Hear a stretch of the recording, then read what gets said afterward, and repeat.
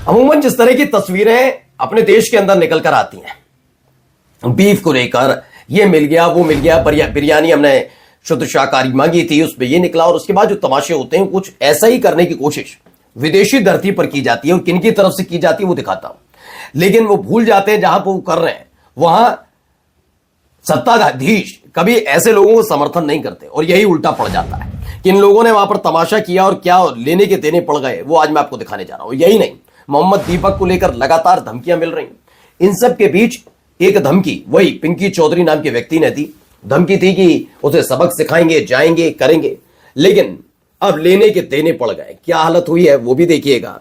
देखिए, एक ही राग है, बस एक राग। मैंने कहा ना, इनके पास कोई एजेंडा नहीं है।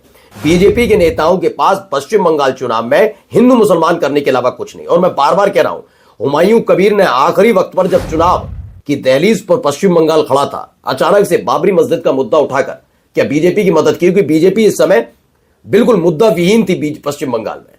लेकिन आजकल बंगाल में बाबरी मस्जिद के नाम के इर्द गिर्द घूमती है एक बहुत बड़ी पत्रकार है, उनके साथ क्या हो गया वो आज मैं आपको दिखाने जा रहा हूं। हालत खराब हो गई दीदी की, दीदी बड़ी परेशान नजर आ रही हैं। हालत क्यों खराब हुई, क्या हुआ उनके साथ, वो भी आपको दिखाता हूं। और बहुत सारी खबरें हैं। नमस्कार, मैं हूं प्रज्वल गौतम, आप देख रहे हैं the live TV.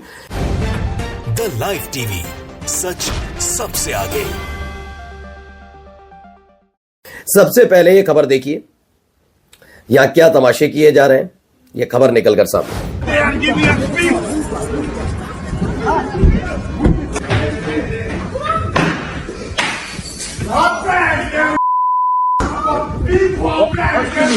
Excuse me, let me get out. Okay, move, bro.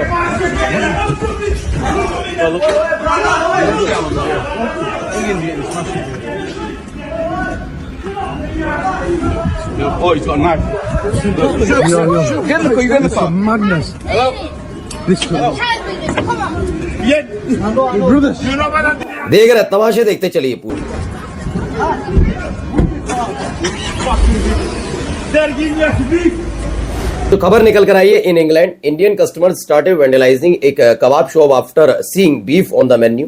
The restaurant owner and staff chased away 5 of them, beating them in the process. उन्होंने कहा कि बिल्कुल वही स्टाइल जो आप देखते हैं हमारे देश के अंदर होता है, वहां यहां पर क्या है कि यहां पर और मिल जाते हैं साथ में, वहां नहीं मिले और वहां पर कूट दिए गए, बहुत बुरी तरीके से कूटे गए कि तमाशे करना बंद करो, जबकि ऐसा कुछ भी नहीं था। मेन्यू में बस बीफ दिखता है, उसके बाद ये तमाशे कर रहे थे।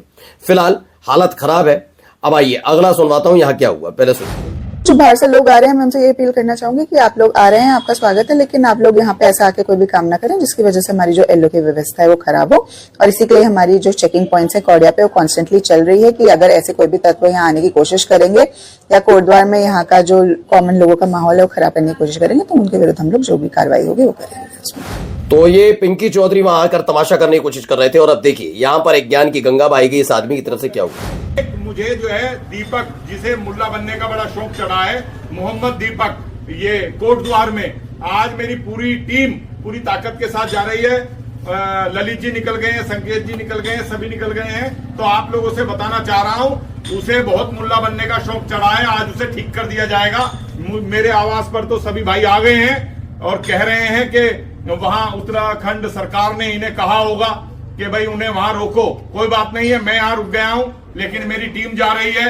उसका मुल्ला बनने का भूत उसके सर से उतारेगी, उसे ठीक जरूर करेंगे, तो देखिए, चाहे कुछ भी हो जाए।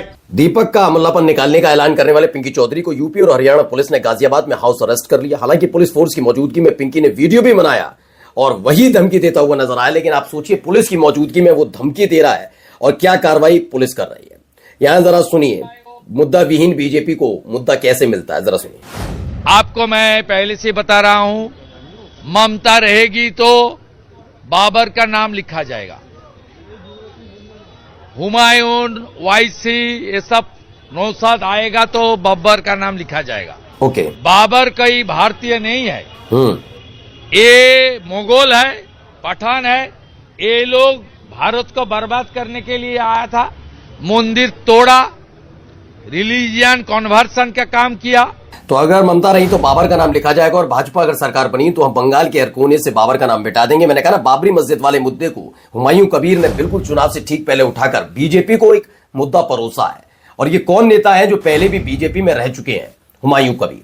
अब शुभेंदु अधिकारी जैसे नेताओं पर, जिन पर मुद्दा नहीं था इतने दिन से, पश्चिम बंगाल में ममता बनर्जी के खिलाफ कोई एक मुद्दा मिला है और उसी पर ज्ञान की पंजीरी बांट रहे हैं। अब जरा यहां पर देखिए, पुराना वीडियो है, ये अभी का वीडियो नहीं है, लेकिन फिलहाल मैं आपको वीडियो दिखा देता हूं कि क्या हुआ था उस वक्त।